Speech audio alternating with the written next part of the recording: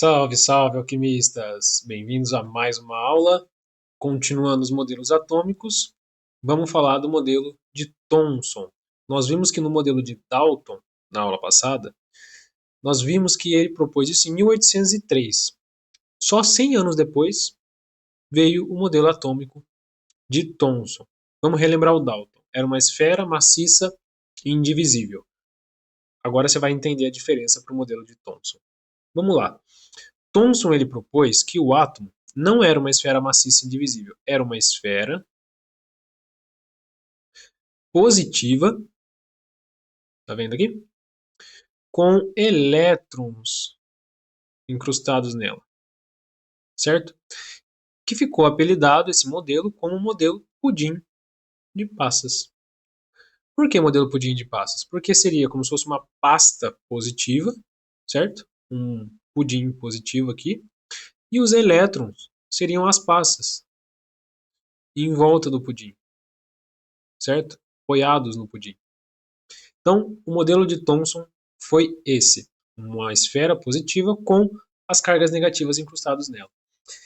Como que ele entendeu isso daí? Como que ele propôs isso daí? Ele usou o tubo de raios catódicos, ou ampola de Crookes, beleza? Que é o seguinte, a gente tinha aqui uma ampola de vidro, certo?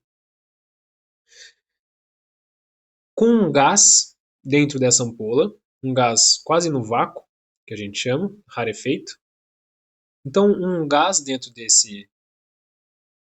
ampola, e ele aplicou uma diferença de potencial aqui, ó, polo positivo e polo negativo, anodo e catodo, formando então um feixe, ó, luminoso, que ele chamou de raios catódicos, de raio catódico, tá bom?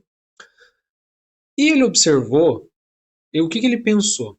Que se ele colocasse um campo eletromagnético aqui, será que vai ter interferência? Será que teria interferência nesse feixe luminoso, nesse raio?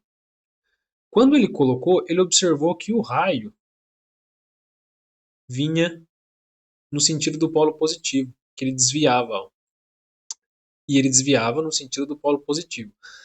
O que ele pensou então? Se eu tenho um raio ali, um feixe de partículas, e esse feixe de partícula está desviando para o lado positivo, é porque foi atraído pelo polo positivo. Logo, esse feixe só pode ter uma carga contrária, certo? Se ele foi atraído, ou seja, carga negativa.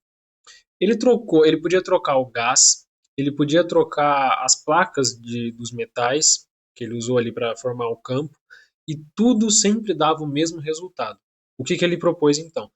Que essa ideia desse raio tinha que ser de partículas comuns a qualquer material. Que ele trocava o gás, colocava gás diferente lá dentro, trocava as placas de metais, e acontecia sempre a mesma coisa. O que é comum a todo corpo? O átomo. Logo, eram feitos de átomos.